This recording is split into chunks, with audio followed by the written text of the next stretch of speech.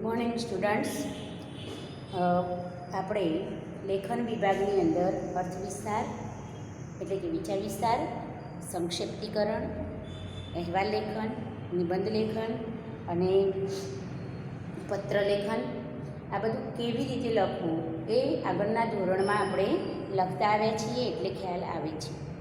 એ જ રીતે ગદ્યાર્થગ્રહણ અને પદ્યાર્થગ્રહણ. ગદ્યનું અર્થગ્રહણ કરવું અને પદ્યનું અર્થગ્રહણ કરવું. તો અહીંયા આજે આપણે પદ્યાર્થગ્રહણ વિશે અભ્યાસ કરીશું, જેમાં હું તમને એક કાવ્ય લખાવીશ. તમારે સૌએ પોતાની નોટબુકમાં એ કાવ્ય લખવાનું છે. કાવ્ય લખ્યા બાદ હું તમને કાવ્ય સમજાવીશ અને પછી એના પ્રશ્નો તમને આપીશ, જેના પ્રશ્નોના જવાબ તમારે જાતે લખવાના છે. એટલે દરેક વિદ્યાર્થી આ કાવ્ય પોતાની નોટબુકમાં લખશે, જેના આધારે તમારે પ્રશ્નોના જવાબ પછી લખવાના છે. બરાબર? તો શ્યામ રંગ સમીપે ન જાઉં,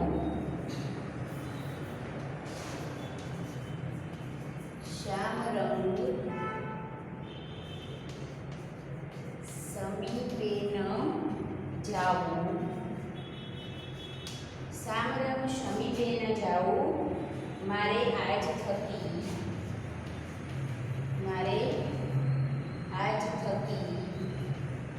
શ્યામ રંગ સમીપે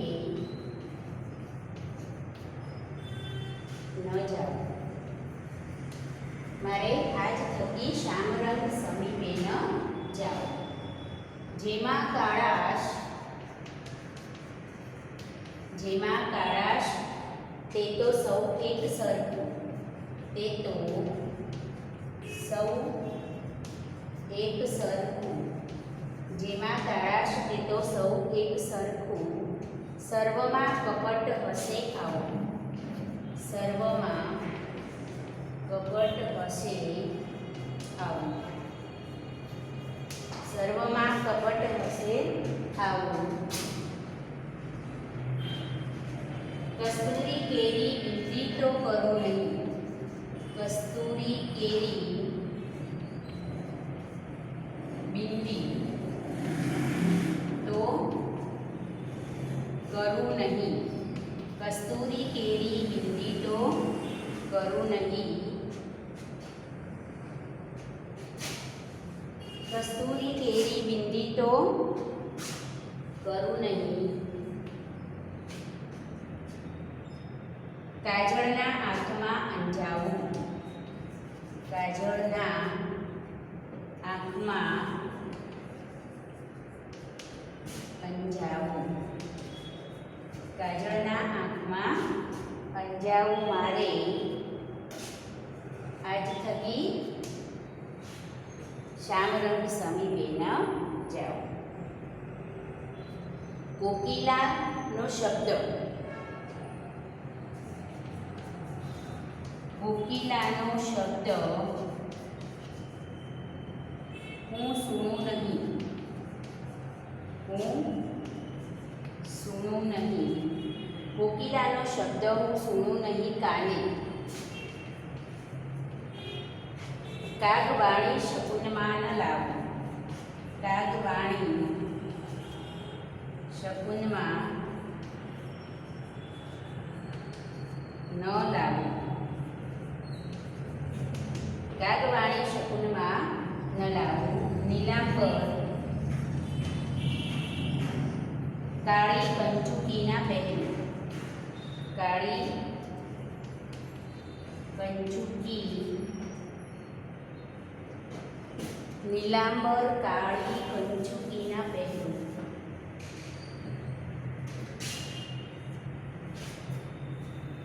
નીલાંબર કાળી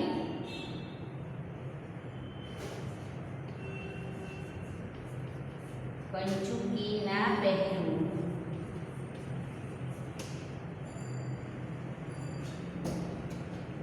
જમનાના નીરમાં, જમનાના નીરમાં ન નાખવું મારે,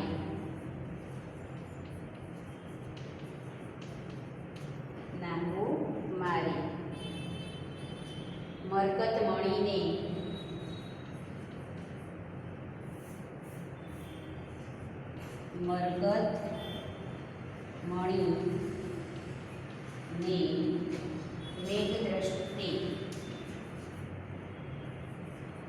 મેઘ દ્રષ્ટે ના જોવા.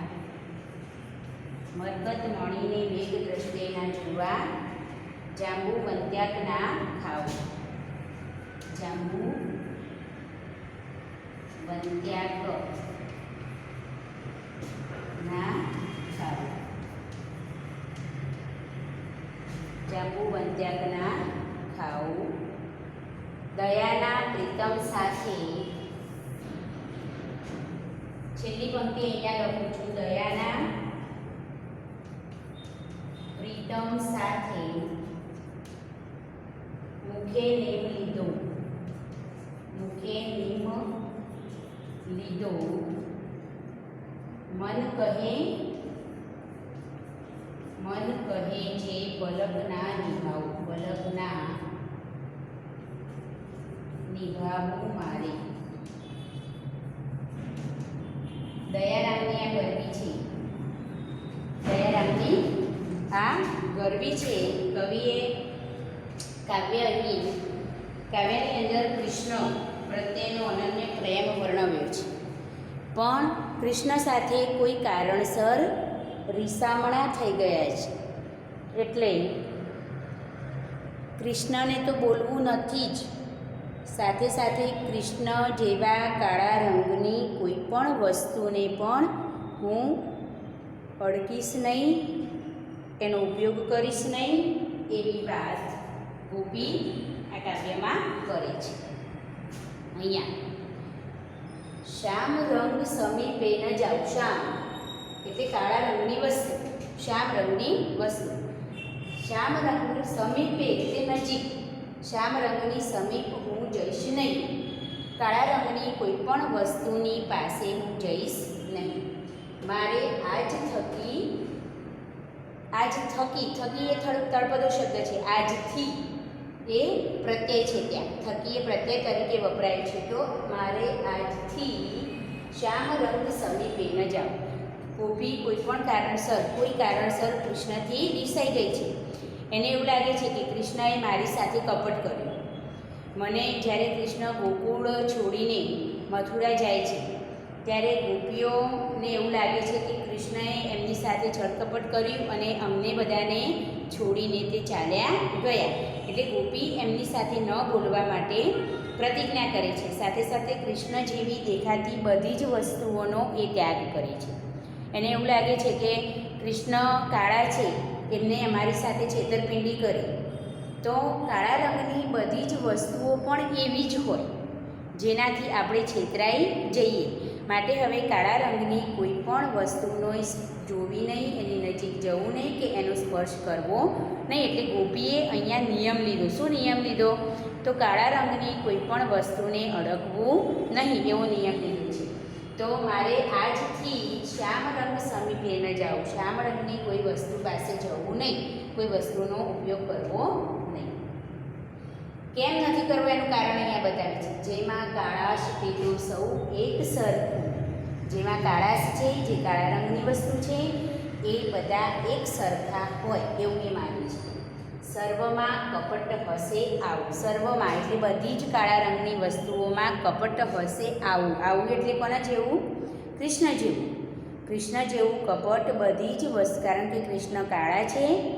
કાળા રંગની દરેક વસ્તુ પણ કૃષ્ણ જેવી જ હોય. કૃષ્ણએ આપણી સાથે કપટ કર્યું તો કાળા રંગની દરેક વસ્તુમાં પણ કપટ હોય એમ કહે છે. તો સર્વમાં કપટ હશે આવું. આવું એટલે કૃષ્ણ જેવું. કસ્તુરી કેરી બિંદી તો કરું નહીં. કસ્તુરી નામનો જે પદાર્થ આવે છે, એ પદાર્થની એ માથા પર શું કરે છે? ચાંદલો કરે છે. તો આજથી હું એ કાળા રંગની કસ્તુરીની જે બિંદી કરું છું એ હું આજથી કરીશ નહીં. કસ્તુરી કેરી બિંદી. કસ્તુરી કેરી એટલે કસ્તુરીની બિંદી તો કરું નહીં. કાજળના આંખમાં અંજાવું.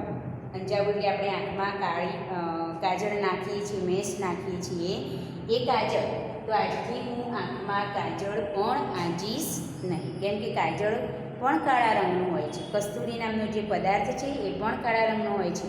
એટલે હું કસ્તુરીની બિંદી નહીં કરું અને કાજળ પણ આંખમાં આંજીશ નહીં. કસ્તુરી કેરી બિંદી તો કરું નહીં, કાજળના આંખમાં અંજાવું મારે, આજ થકી શ્યામ રંગ સમીપે ન જાઓ. આગળ કહે છે ગોપી, કોકિલાનો શબ્દ હું સુનું નહીં કાને. કોકિલા એટલે કોયલ. કોયલનો મધુર અવાજ આપણને સાંભળવો ગમે. આપણને કોયલનો અવાજ સાંભળવાથી મનને આનંદ મળે. તો આજથી એ મધુર કોકિલાનો અવાજ હું સાંભળીશ નહીં. કોકિલાનો શબ્દ હું સુનું નહીં કાને, કાગવાણી શકુનમાં ન લાવું. કાગવાણી એટલે કાગડો પણ કેવો છે? કાળો છે. અને આપણા ઘરે કાગડો જ્યારે બોલે ત્યારે આપણને શું લાગે કે આપણા ઘરે કોઈ મહેમાન આવશે, એટલે કે કાગડાનું બોલવું એ સુકનવંતું ગણાય છે. તો હવે એવા એ કાગવાળીને હું સુકનવંતી માનીશ નહીં એમ કહે છે. તો શું ના પાડે છે? કોકિલાનો શબ્દ, કોકિલાનું મધુર ગીત સાંભળવાની ના પાડે છે. કે કાગવાણીને, કાગડાની વાણીને સુકનમાં નહીં લાવવું એવું ગોપી કહે છે. કારણ કે કોકિલા એટલે કે કોયલ અને કાગડો બંને શ્યામના જેવા કાળા રંગના છે માટે. નીલાંબર કાળી કંચુકીના પહેરું. નીલા રંગની કે કાળી, કંચુકી એટલે વસ્ત્ર. નીલા રંગની કાળી કંચુકીના પહેરું. કાળા રંગનું કે નીલા રંગનું હું વસ્ત્ર પણ ધારણ કરીશ નહીં. જમનાના નીરમાં ન નાવું. જમનાના નીર પણ નીલા રંગના હતા. કેમ કે એમાં શેષનાગ હતો, જેના કારણે એના ઝેરના કારણે જમનાના નીર પણ શ્યામ રંગના હતા. એટલે એ નીરમાં પણ હું નહીશ નહીં. અને બીજા અર્થમાં આપણે કહીએ તો જમનાના નદી સાથે પણ કૃષ્ણનો સંબંધ સંકળાયેલો છે. એટલે જ્યાં જ્યાં કૃષ્ણ સાથે જે વસ્તુ સંકળાયેલી છે એ બધી જ વસ્તુઓનો પણ હું ત્યાગ કરું છું એવું એ કહેવા માંગે છે. જમનાના નીરમાં ના નાવું મારે. મરકત મણીને મેઘ દ્રષ્ટે ના જોવા. મરકત મણી, જે મણી આવે છે એ મણી અને વાદળ. મેઘ એટલે વાદળ. વાદળોને હું મારી નજરે જોઈશ નહીં, કારણ કે વાદળો પણ એવા શ્યામ રંગના હોય છે. તો મરકત મણી અને મેઘ એટલે કે વાદળોને હું મારી દ્રષ્ટિ એના પર પડવા દઈશ નહીં. જાંબુ વંત્યાક ના ખાવું. જાંબુ અને વંત્યાક એટલે રીંગણ.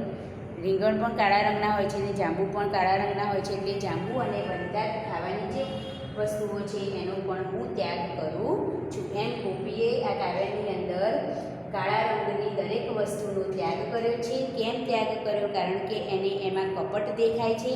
કૃષ્ણએ એની સાથે કપટ કર્યું, તો આ બધી જ વસ્તુઓ પણ એવી જ એના જેવી જ કપટી હોય એવું માનીને એ વસ્તુઓ સાથે રહેવું નહીં અથવા તો એનો ઉપયોગ કરવો નહીં એવો નિયમ લે છે. તો કઈ કઈ વસ્તુઓનો ત્યાગ કરે છે? તો કસ્તુરીની બિંદી, કાજળ, પછી કોકિલાનો શબ્દ, પછી કાગવાણી સુગંધમાં નહીં લેવાની, નીલા રંગની કંચુકી અને જમનાના નીરમાં નાહવું નહીં, મરકત મણી પહેરવું નહીં અને મેઘને વાદળોને પર દ્રષ્ટિ પડવા દેવી નહીં, જાંબુ અને વંત્યાક ખાવા નહીં. આ બધી જ વસ્તુઓ જે કાળા રંગની કે નીલા રંગની છે બધી જ વસ્તુઓનો ગોપી ત્યાગ કરે છે. આગળ કહે છે, દયાના પ્રીતમ સાથે મુખે નીમ લીધું. આપણું હૃદય અને આપણું મન બંને ક્યારેક ક્યારેક વિરોધી હોય છે. આપણા ઘરમાં નાના ભાઈ બહેન હોય તો આપણને એમના પ્રત્યે ખૂબ પ્રેમ હોય તો આપણે કોઈ કારણસર એમની સાથે ઝઘડીએ તો મોઢેથી એની સાથે બોલવાનું નહીં એવો નિયમ લઈ લઈએ, પણ અંતરમાંથી એમના પ્રત્યેનો પ્રેમ ઓછો થતો નથી. એવી જ વસ્તુ અહીંયા થઈ છે.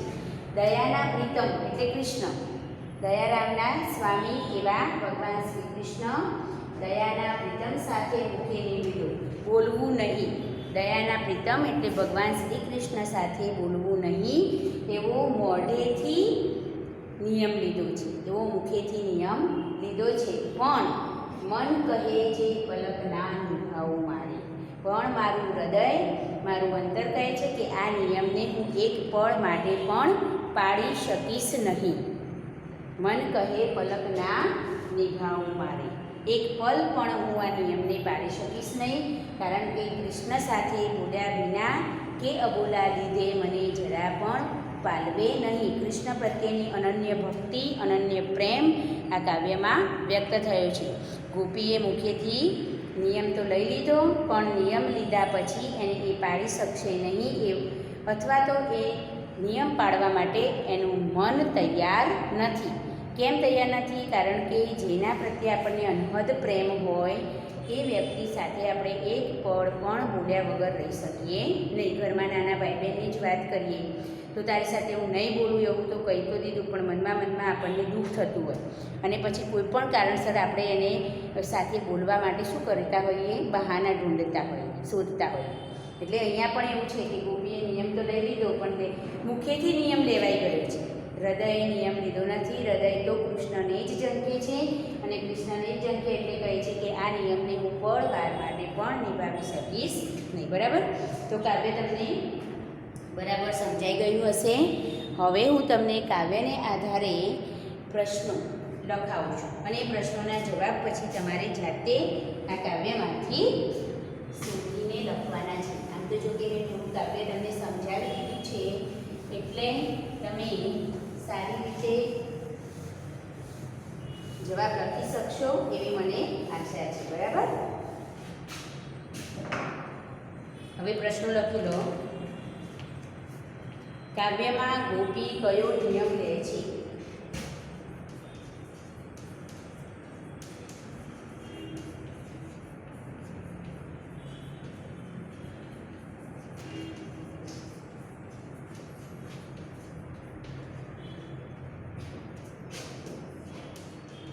કાવ્યમાં ગોપી કયો નિયમ લે છે?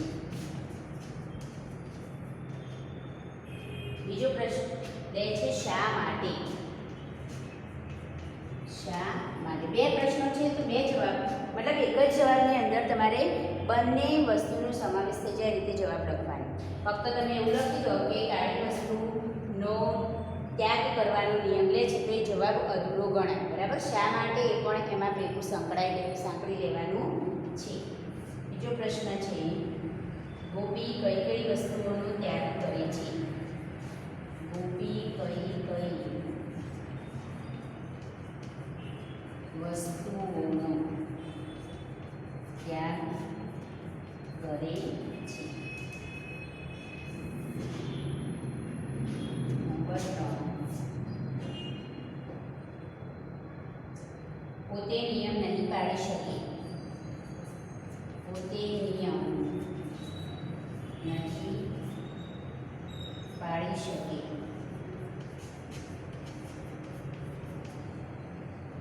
એમ ગોપીને સાચી લાગે છે. એમ ગોપીને સાચી લાગે છે. 4 નંબર સમાનાર્થી શબ્દો લખવાના છે. સમાનાર્થી શબ્દો લખો. જળ અને બીજો શબ્દ છે બોલે.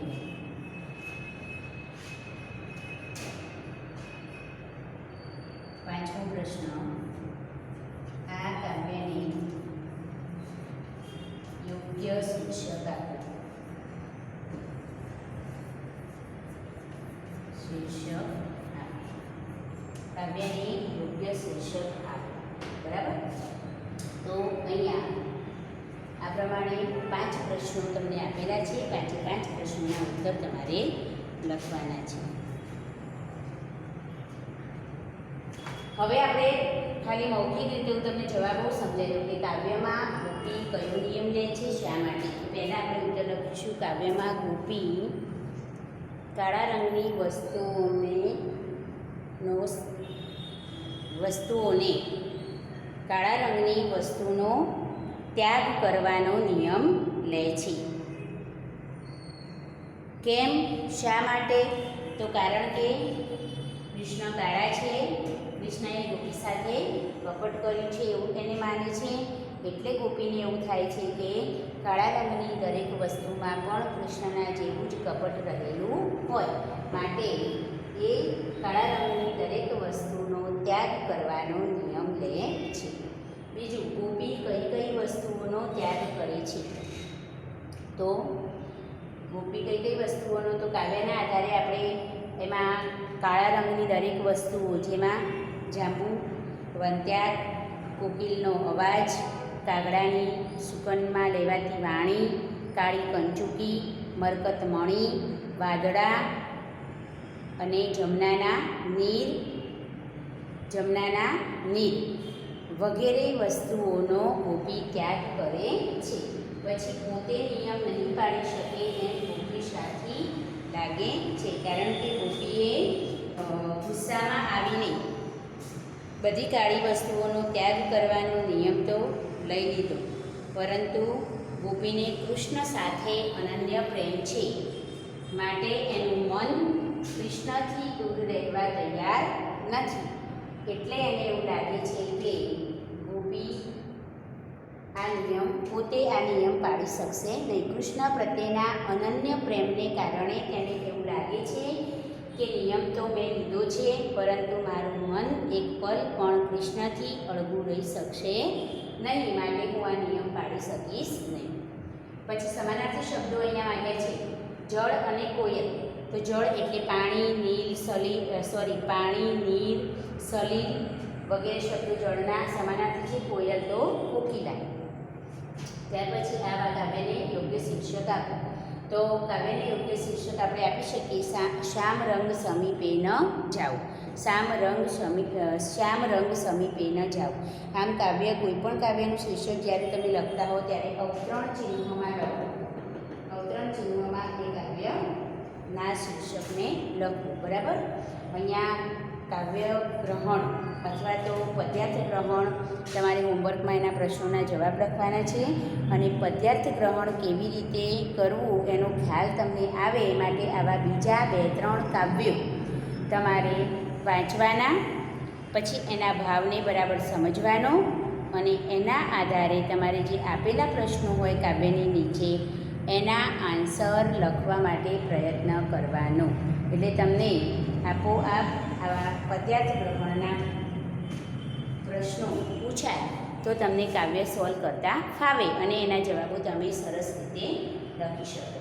હવે બીજી વસ્તુ મારે તમને કહેવાની કે અત્યારે તો આપણે આ શું જોયું, કાવ્ય, પરંતુ એ જ રીતે કાવ્યની જેમ જ ગદ્યાર્થ ગ્રહણ પણ આવે છે.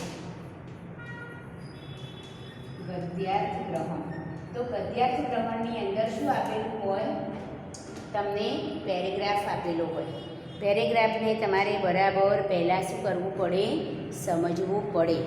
સમજ્યા પછી તમારે પેરેગ્રાફના આધારે આપેલા પ્રશ્નોના જવાબ લખવાના થાય. એક વસ્તુ મારે એ પણ તમને કહેવાની હતી કે કેટલાક વિદ્યાર્થીઓ પેરેગ્રાફને બરાબર વાંચતા નથી અને આખો પેરેગ્રાફ જવાબ કીની અંદર લખી દેતા હોય છે.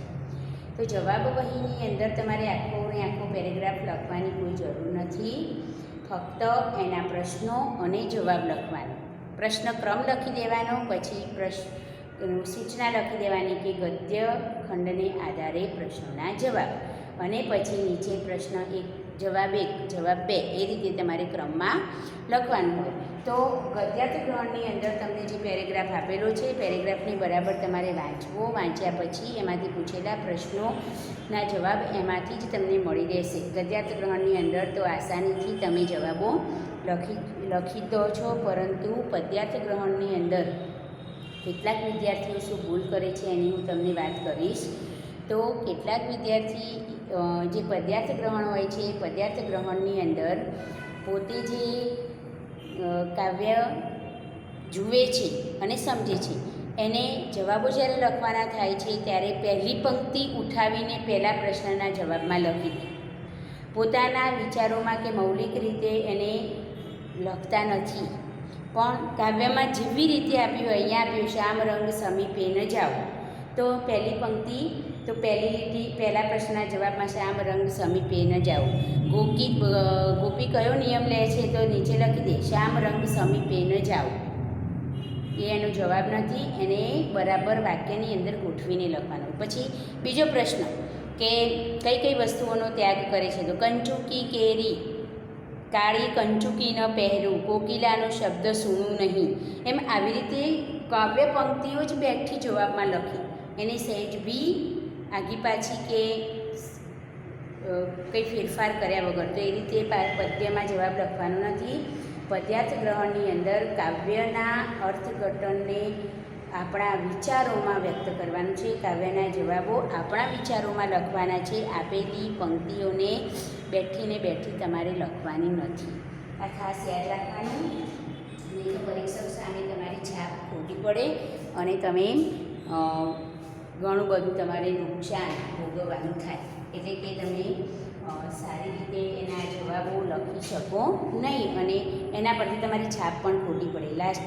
First impression is last impression જેવું થઈને ઊભું રહ્યું. હવે સંક્ષિપ્તીકરણની વાત કરી લઉં તો સંક્ષિપ્તીકરણની અંદર તમારે એક પેરેગ્રાફ આપેલો હોય, એ પેરેગ્રાફને તમારે શું કરવાનું છે? બરાબર વાંચવાનું છે અને વાંચ્યા પછી એના સારરૂપ તમારે એ પેરેગ્રાફને ફરીથી ટૂંકમાં લખવાનું છે. શબ્દ સમૂહ માટે એક શબ્દ આપો, એ પદ્ધતિ એમાં તમે અપનાવી શકો છો. પછી વધારાના ઉદાહરણો આપેલા હોય પેરેગ્રાફને વધારે સ્પષ્ટ અને સમજવા માટે, તો એ ઉદાહરણો આપણે સંક્ષિપ્તીકરણમાં લેવાના નથી. તો આ રીતે જે વસ્તુઓને આપણે એમાંથી ટાળી શકતા હોઈએ છતાં એનો અર્થ તૂટતો ન હોય, અર્થ એનો સમજાય એ રીતે વાક્ય બનાવીને આપણે ટૂંકા સંક્ષેપ રૂપ બનાવીને આપણે પેરેગ્રાફ ફરીથી લખવાનો છે. એટલે પેરેગ્રાફમાં સંક્ષિપ્તીકરણ જ્યારે કરવાનું થાય ત્યારે તમારે બરાબર પેરેગ્રાફના ભાવાર્થને સમજી લેવાનો. શબ્દ સમૂહ માટે એક શબ્દ જેમ આપણે લખીએ એવી રીતે એમાં પણ એ રીતનો પ્રયોગ કરવાનો. વધારાના ઉદાહરણો અને બીજું કંઈ અન્ય સમજાવવા માટે કે સ્પષ્ટીકરણ માટે કોઈ વિધાનો આપેલા હોય તો એવા વિધાનોને ત્યાં શું કરવાના? દૂર કરવાના અને પછી એનો સંક્ષેપમાં બોધ મળી રહે, એ જે પેરેગ્રાફ આપ્યો છે એનો ભાવાર્થ કે બોધ સ્પષ્ટ થાય એ રીતે જે પેરેગ્રાફ આપેલો હોય એના ત્રીજા ભાગમાં આપણે એનો અર્થઘટન કરવાનું છે. બીજું કે તમારે શીર્ષક અવશ્ય લખવું. એમાં શીર્ષક લખવું પહેલાં અને પછી એનો સંક્ષેપ કરીને એનો જે બોધ હોય, જે ભાવાર્થ હોય એ આપણે થોડા ટૂંકમાં દર્શાવવાનો છે. બરાબર? તો આ રીતે તમે 3 વસ્તુ આજે મેં તમને સમજાવી, એક પદ્યાર્થ ગ્રહણ, એક ગદ્યાર્થ ગ્રહણ અને એક સંક્ષિપ્તીકરણ.